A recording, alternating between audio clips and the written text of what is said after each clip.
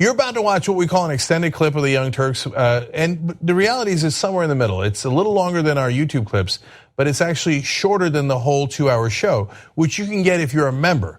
You can get it ad-free, and make sure you catch every news story we do that day. You're gonna love it as a full show. That's at tytnetwork.com/join.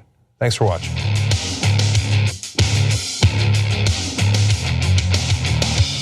All right, welcome to the Young Turks. Cenk Ana, Ana Kasparian is back, everybody. Hi, everybody. All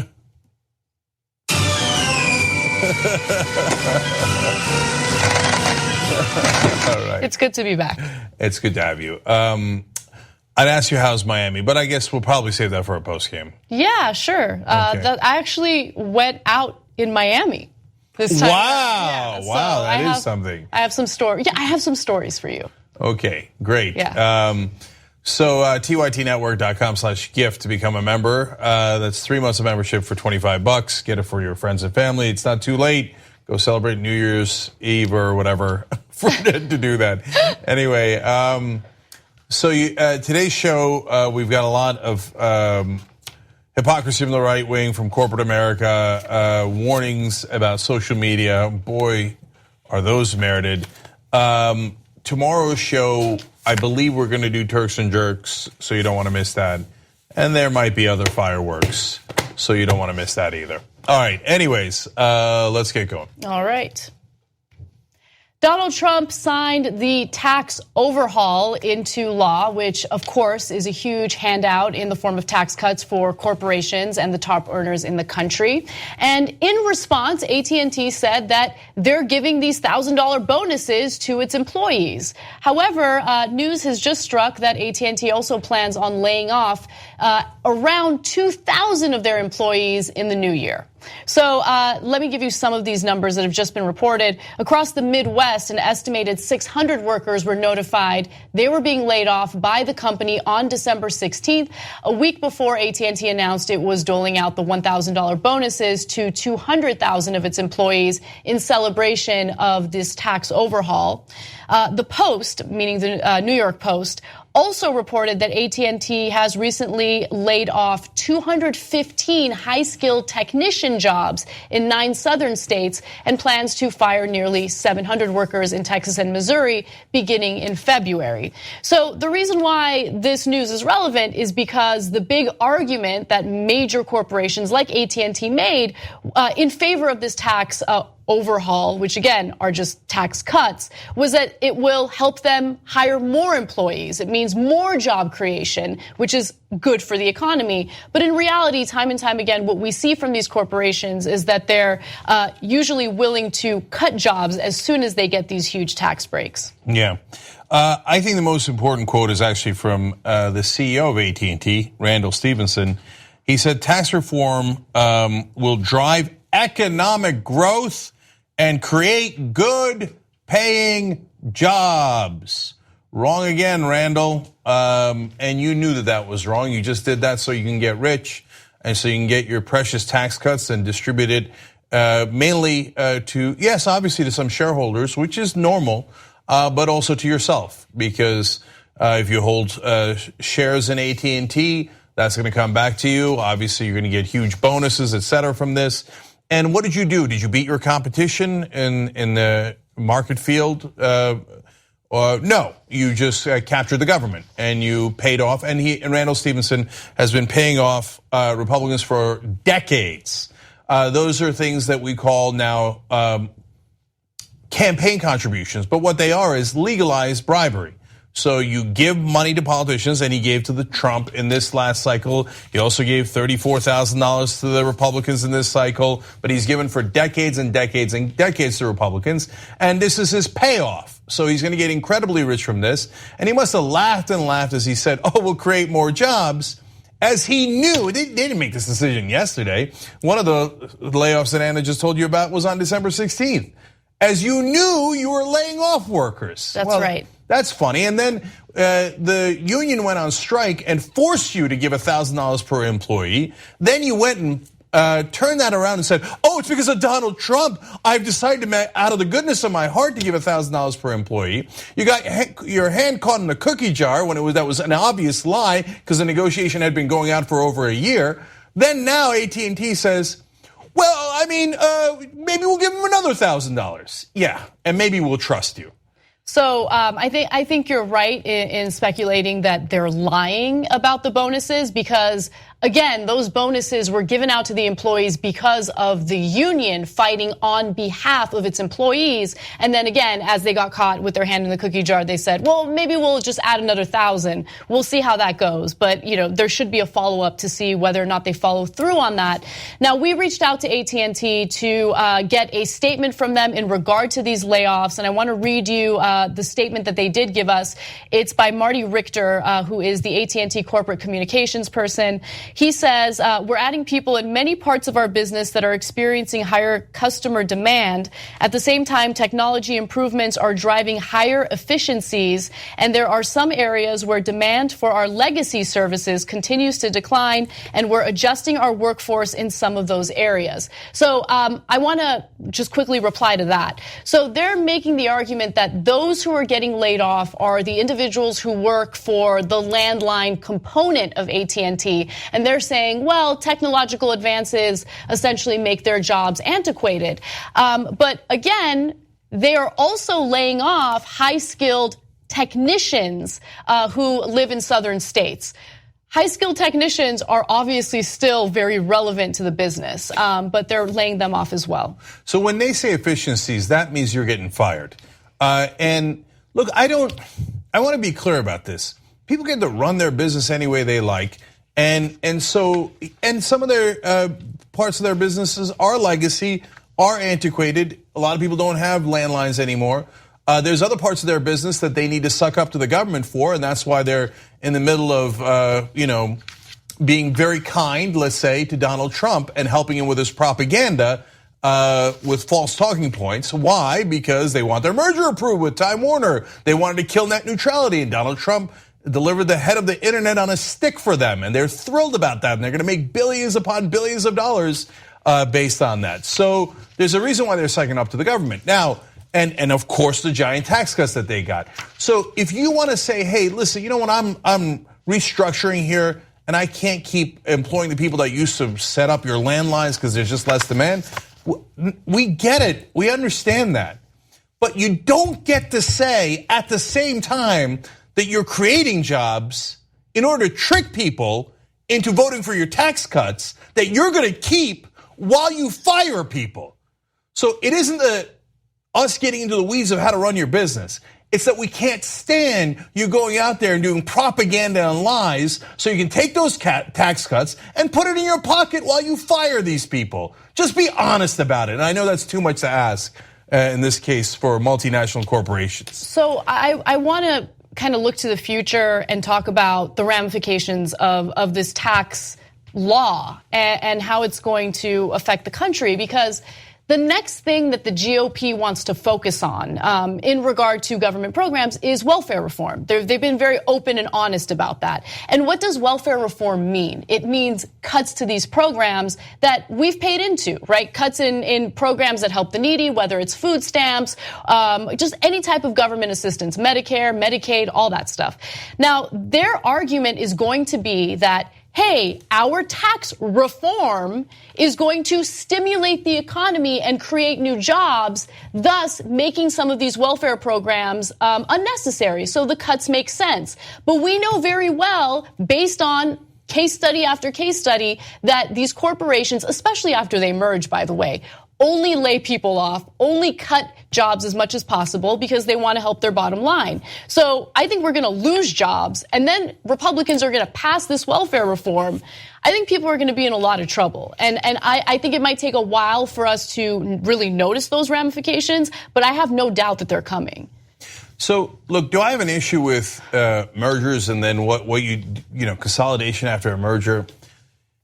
Generally, that's getting in the weeds of other people's business. In the case of these giant media companies, well, they keep gobbling everything up. At some point, it's a fair question to ask about monopolies. And think this might be a good point to ask that question. And they don't want you to ask that question. That's why they go and say, oh, Donald Trump, what a wonderful guy. What a wonderful, wonderful guy. Now, don't ask him about our monopolies and make sure you approve that merger. And so a corporation doesn't care about you. It doesn't care if they take away your Medicare and Social Security. It actually will lead to higher profits for them because they redistributed the wealth to themselves with these giant corporate tax cuts. So it's not going to shed a tear for you. It's not a person. It's a corporation. We programmed it to maximize profit.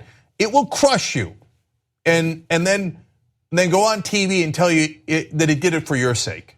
So don't believe the hype. And so the thing that frustrates me about this story is that when Trump says anything, everybody on cable news repeats it 1,000 times, even if they point out slight inaccuracies or large inaccuracies, but they say it over and over and over again. So almost everybody in the country heard, oh, AT&T is wonderful because of the tax cuts, they're giving $1,000. Oh, very few people heard the correction that was negotiated over a whole year by the union. Almost no one heard that, and almost no one is going to hear that, in fact, they're firing people. This is exactly why we did the TYT Investigates series. Because they're not creating jobs. It's one giant, the only job they created is a con job. And that's what they're doing to the American people right now. We need to talk about a relatively new show called the Republic, or UNFTR. As a Young Turks fan, you already know that the government, the media, and corporations are constantly peddling lies that serve the interests of the rich and powerful. But now there's a podcast dedicated to unraveling those lies, debunking the conventional wisdom. In each episode of On the Republic, or UNFTR, the host delves into a different historical episode or topic that's generally misunderstood or purposely obfuscated by the so-called powers that be, featuring in-depth research, razor-sharp commentary, and just the right amount of vulgarity. The UNFTR podcast takes a sledgehammer to what you thought you knew about some of the nation's most sacred historical cows. But don't just take my word for it. The New York Times described UNFTR as consistently compelling and educational, aiming to challenge conventional wisdom and upend the historical narratives that were taught in school. For as the great philosopher Yoda once put it, you must unlearn what you have learned. And that's true whether you're in Jedi training or you're uprooting and exposing all the propaganda and disinformation you've been fed over the course of your lifetime. So search for UNFTR in your podcast app today and get ready to get informed, angered, and entertained all at the same time.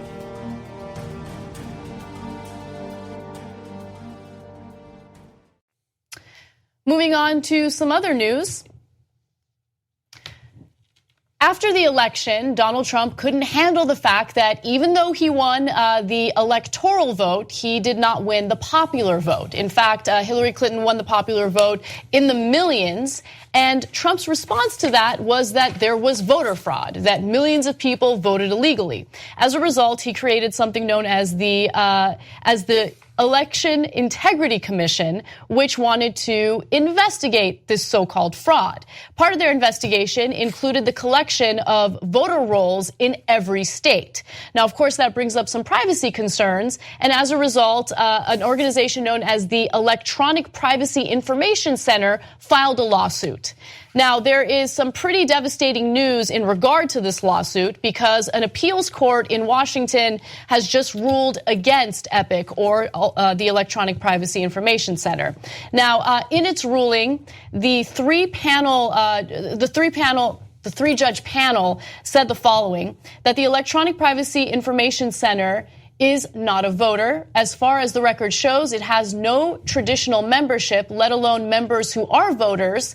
Unsurprisingly, then, it does not claim standing on behalf of any voter whose data is likely to be collected.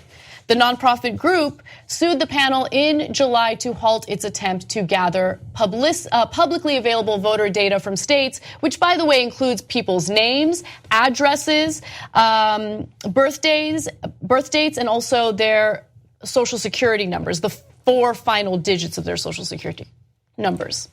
Yeah. So, look, this is an arguable decision. They're not judging the merit of the case at all. They're just saying that you don't have standing, meaning that you're not the person who can sue them. There might be other people who could sue the administration, but it's not you because you're not directly affected because you're a group and you're not a voter. Okay, so I hope a voter sues.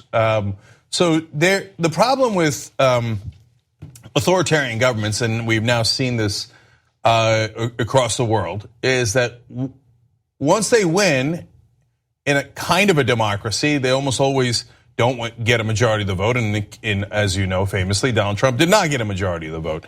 And so they sneak in through whatever means, and in this case, it's our incredibly antiquated and preposterous electoral college system. And then they go, oh, well, now that we're in, let's now start to rig the system. So that even though we're grossly unpopular, Donald Trump's popularity is at 32%, he ain't gonna win any election that way, right? But all of a sudden, they get all the voter information.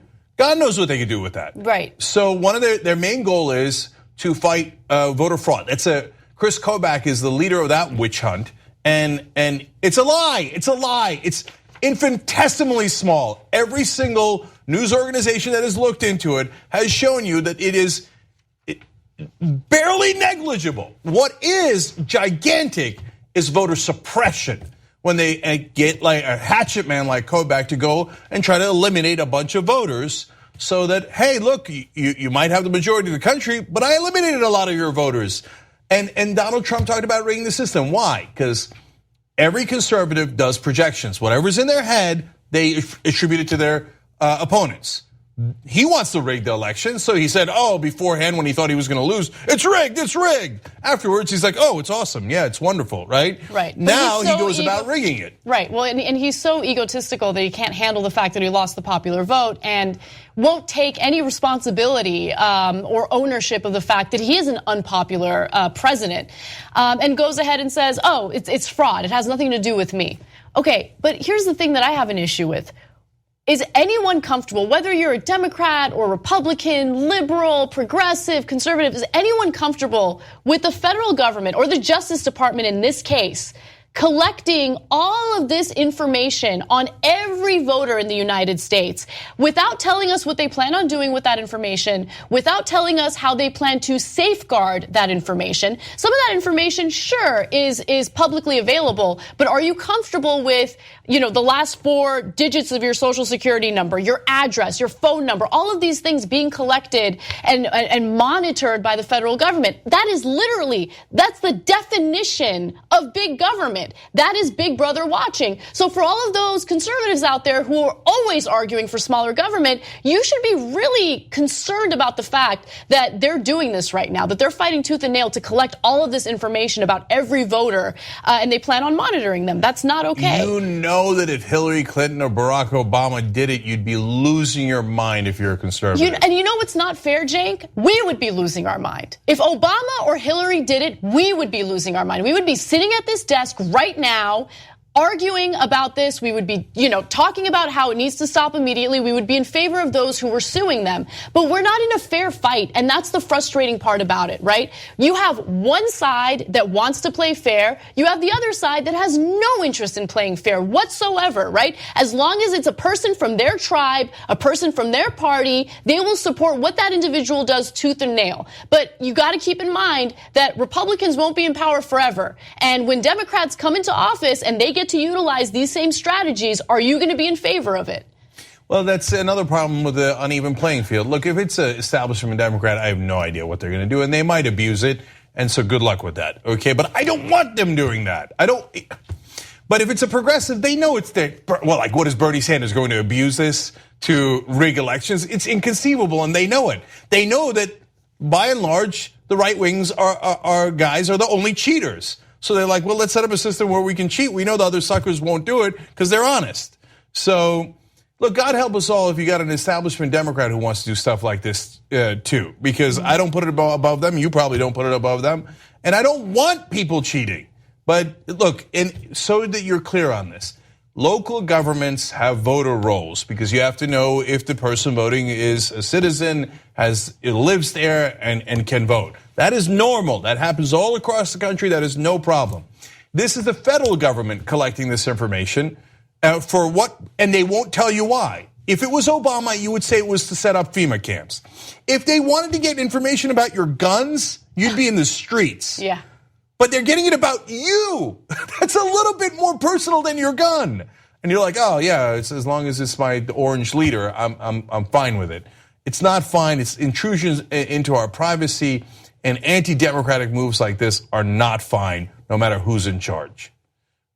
We got to take a break. When we come back, a conservative commentator has an interesting idea for rewarding Republicans who voted for Trump. It involves your taxpayer money, and we have lots of stories later, including Orrin Hatch planning on running again. Yeah, well, I think the drama behind who's actually trying to kneecap him is a really interesting part of that story. So we'll share that with you when we come back. Thanks for listening to this podcast. You're only halfway through, so hold, stay right here. Just want to remind you, if you want to get all 5 segments of the Young Turks commercial free, these are just 2 of them. Every day we do it. So go to tytnetwork.com/join, and you'll get the whole 5 segments, 2 hours, ad free. Do it now. All right, back on the Young Turks, Cenk Ana with you guys. All right, I'm going to read a YouTube super chat. Every time you guys write in a message there, it helps the show. So thank you. MKHOMERO. I have no idea. MK Homero. Anyway, Cenk, you and Anna and TYT rock. Even with what's been going on with TYT positively and negatively, TYT remains too strong. Hashtag TYT 2018. Hashtag never give up. Well, thank you. You are our Homero. And some people think that we will. They're going to be sorely mistaken. Mm-hmm. Anyways, Jeremy Kohler writes in on Twitter, hashtag TYT Live, love Anna's reaction when Cenk makes horrendously corny jokes like that. I'm not even sure which one you're referring to, but it could be any of them. Anyway, Captain Jinglepants says, I disagree with Cenk here. Trump's real base will not care what Trump destroys. They'll use cognitive dissonance to justify blaming others from the faults of the dumbest POTUS America has ever had. Sir Jinglepants, I happen to agree with you. Okay. Well, Sir Jinglepants, touche. Anyway. Woke Poppy says, I'm on holiday in Hawaii, but I'm still keeping woke watching TYT. Well, mahalo to you. And Dances With says, LMAO, Cenk's Gollum is the worst I've ever heard. Back to Bane. Yes. All right. This is the moment of my correction.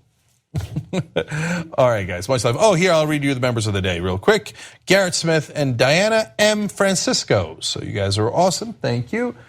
Today for the members, we've got a lot. We've got a post game, of course, every day, Rebel headquarters. We got 2. I've got at least one wonderful progressive candidate for you guys, and some updates as well on important progressive news. And old school tonight. Matt Atchity is going to be joining for the first time. You got Brett on there, and you got Malcolm Fleshner. So it's always fun when Malcolm is in the middle. I know he loves that joke.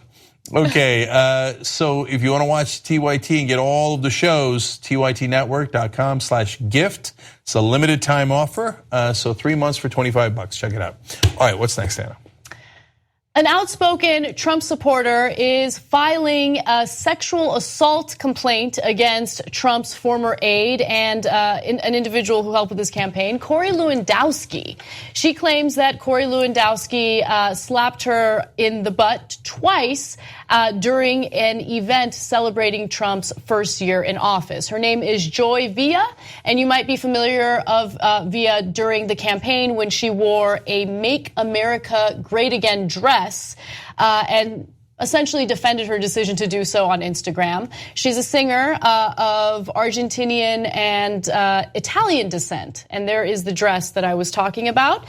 Now, that was at the Grammys, by the way. That was at the Grammys, yes, and she got a lot of attention for that. Now, I don't know whether or not she's still supportive of Trump. That's not what this story's about, but it is about her filing a complaint with Washington's Metropolitan Police Department on Christmas Eve in regard to the sexual assault allegations against Corey Lewandowski. Here is what she told the press about the situation.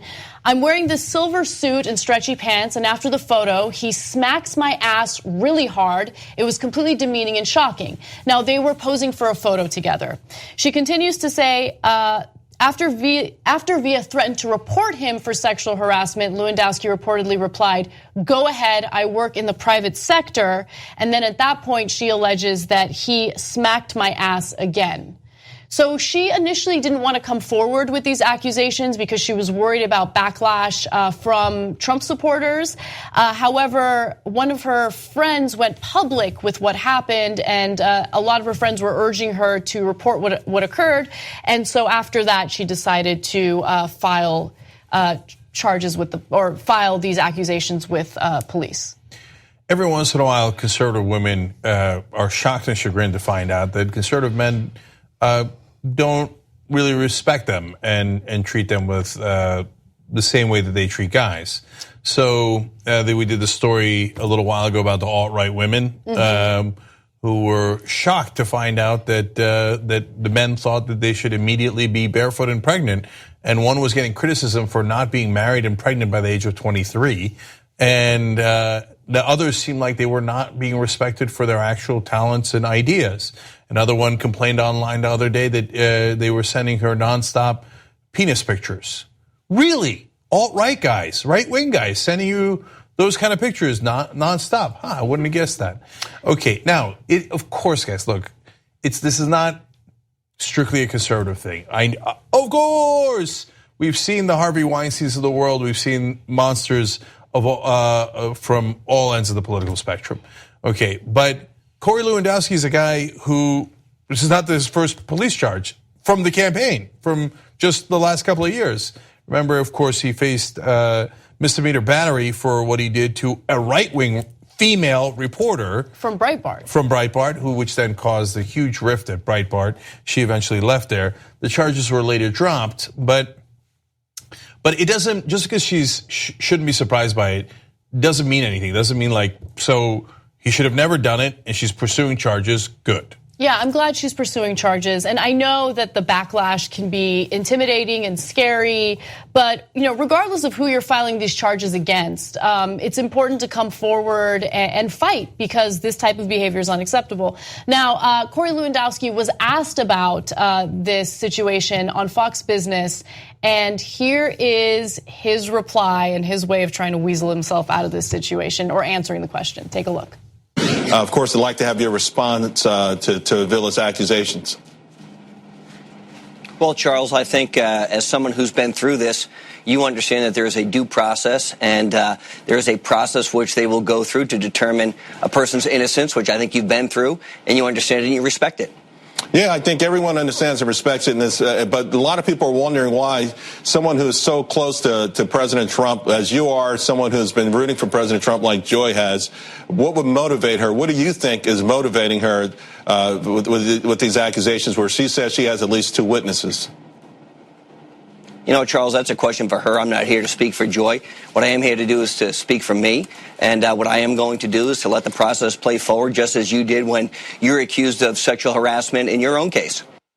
So Charles Payne has been accused of sexual harassment by Scotty Nell Hughes.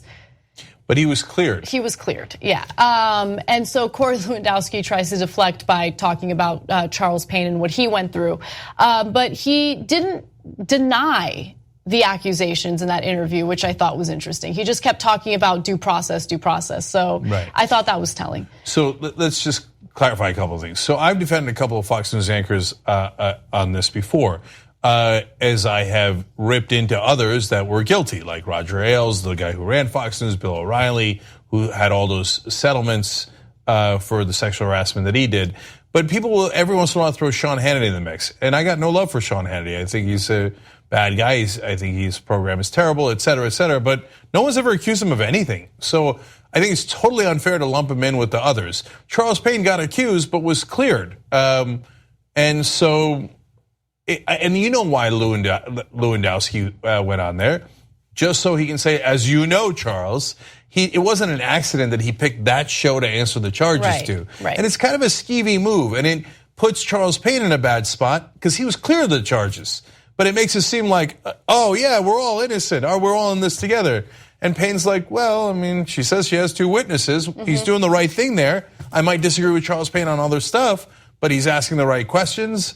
And look, his reply about a due process, well, everybody, like, no one is saying you shouldn't get due process. Of course, I mean, these are criminal charges, sexual assault. Should Corey Lewandowski get due process? Of course he should. Nobody's saying lock him up without any due process, right? But what Charles Payne, a Fox business anchor there, is asking you is, yeah, that's fine, you're going to get due process, but did you do it? And I guess he didn't want to answer it, but if he didn't, then he probably shouldn't have got on the show. Yeah, totally agree. Well, I think that this is yet another example of a woman being mistreated in a pro-Trump environment. And so, again, like as you said, it shouldn't be that surprising. I mean, their rhetoric is reinforced by their actions. And Corey Lewandowski doesn't seem to be very apologetic or remorseful for anything that he's ever done. Okay, let's move on to something else. At TYT, we frequently talk about all the ways that big tech companies are taking control of our online lives, constantly monitoring us and storing and selling our data. But that doesn't mean we have to let them. It's possible to stay anonymous online and hide your data from the prying eyes of big tech. And one of the best ways is with ExpressVPN. ExpressVPN hides your IP address, making your active ID more difficult to trace and sell to advertisers. ExpressVPN also encrypts 100% of your network data to protect you from eavesdroppers and cyber criminals. And it's also easy to install. A single mouse click protects all your devices. But listen, guys, this is important. ExpressVPN is rated #1 by CNET and Wired magazine. So take back control of your life online and secure your data with a top VPN solution available, ExpressVPN. And if you go to expressvpn.com/TYT, you can get 3 extra months for free with this exclusive link just for TYT fans. That's expressvpn.com/TYT. Check it out today. Donald Trump has a history of attacking people that he disagrees with on Twitter. And Mika Brzezinski, of course, was one of those individuals in 2017. Now, Politico spoke to 5 different public figures who have been aggressively attacked by Trump on Twitter to get their perspective of what it was like, what the backlash was like following those tweets. And Mika Brzezinski had the response that I thought was the most interesting, so I wanted to share it with you guys.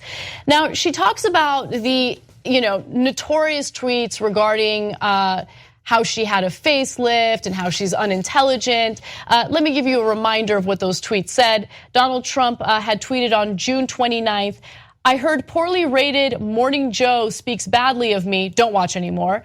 Then how come low IQ, crazy Mika, along with Psycho Joe, came to Mar-a-Lago 3 nights in a row around New Year's Eve and insisted on joining me? She was bleeding badly from a facelift. I said no. That is the president of the United States tweeting like a high school troll. Now, here's what Mika Brzezinski had to say about her reaction to those tweets and then some of the backlash that she's received throughout the year.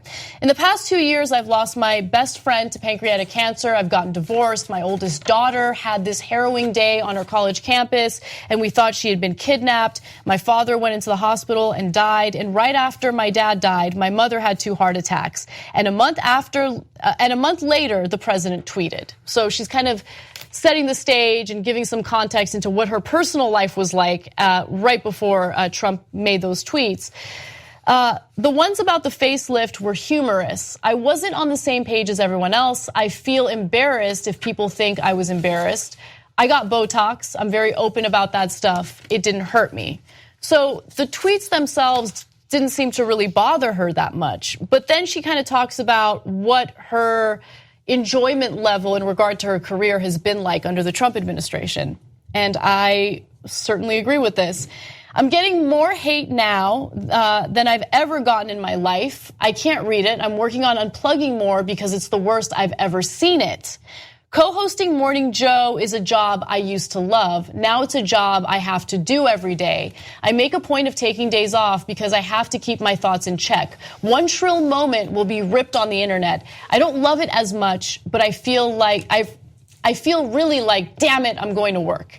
It's like she took the words out of my mouth. It's kind of amazing, you know? Yeah.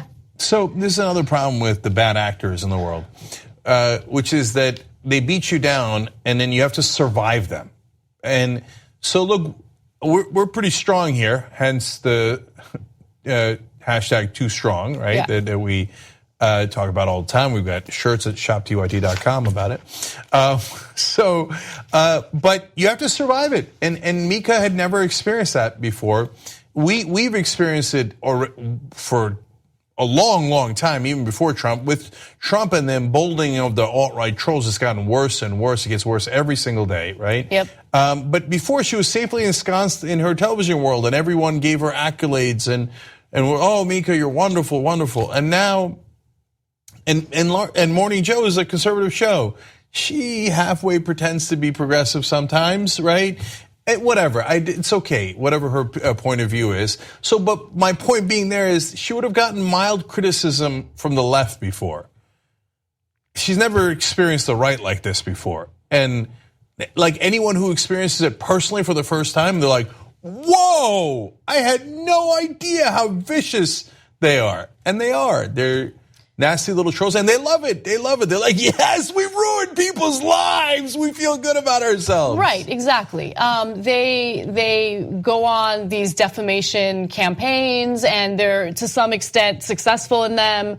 And it sucks because they're playing with people's lives, they're playing with people's reputations, and it's tough to remain motivated to do your job on a daily basis. But look, Mika Brzezinski, I mean, compare Mika Brzezinski's commentary to actual progressive pundits that are, more aggressive and way more opinionated, and the kind of hate that they get and the lack of security or protection that they have, right? Mika Brzezinski is, in my opinion, at least relatively speaking, doing well financially, has a lot of resources to protect her from some of the very specific threats that people like us get on a regular basis.